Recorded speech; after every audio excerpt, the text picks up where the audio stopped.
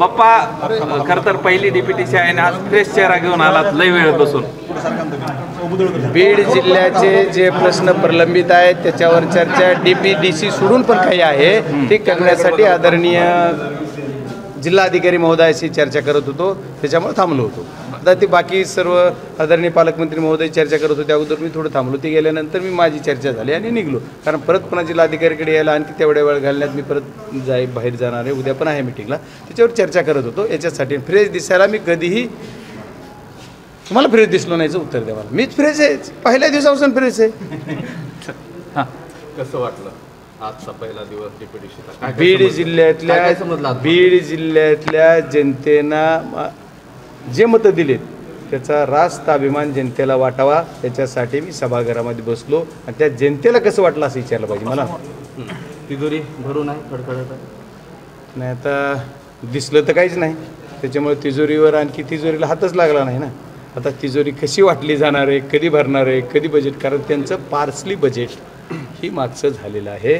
त्याच्यामुळं बजेट ज्यावेळेस पूर्ण शासनाचं होईल त्यावेळेस तिजोरीचा विषय येईल. आता डीपीडीसीला जेवढा निधी आराखडा असतो तेवढ्या आराखड्याला मान्यता विषय होता. बाप्पा, थोड्या वेळापूर्वी तुम्ही पेरणी देखील केली आहे, एका शेतकऱ्याची भेट घेऊन त्याची संवाद देखील साधला. काय नेमकं शेतकऱ्याने म्हटलं, काही अडचणी त्यांच्या जाणून घेतल्या तुम्ही? नाही, मी ते म्हणले शेतकऱ्यांच्या तिथं गेल्यानंतर ते मला म्हणले तिथे गेलो तुम्ही कसं ओला आहे का वगैरे त्यांना विचारली. त्याच्यानंतर ते म्हणले तुम्हाला पेरता येते का, म्हणून मी पेरून दाखवतो म्हणून पेरलं.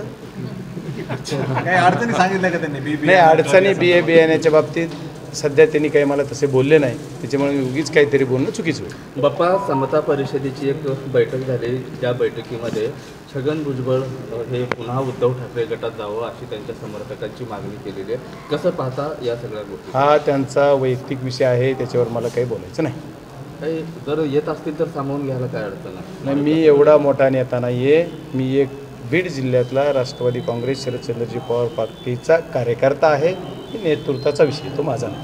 आज पालकमंत्री पहिल्यांदा सोबत होते तुमच्या, काय चर्चा झाली, संवाद झाला विकास कामावर बीड जिल्ह्यात? पालकमंत्री त्यांची भूमिका निभावत होते, मी माझी भूमिका निभावत होतो. चर्चा पालकमंत्र्यांना संबोधित करूनच बोलणं मला आहे, मी ते बोलत होतो. पालकमंत्री त्याचे उत्तर देत होते किंवा त्याच्यावर उपाययोजना सांगत होते, एवढाच विषय. चित्र बदलेल बीड जिल्ह्याच्या विकासाचं पुढच्या डीपीडीसीकडे? नाही, आता मी काय बीड जिल्ह्याचा पालकमंत्री नाही आहे किंवा मंत्री नाही आहे, त्याच्यामुळे बीड जिल्ह्याच्या विकासाचं चित्र बदलं तर मी लोकसभेचा प्रतिनिधी म्हणून संसदेत गेल्यानंतर लोकसभेच्या अखत्यारीत जेवढे काही विषय येतात त्याचं चित्र मी नक्की बदलेल.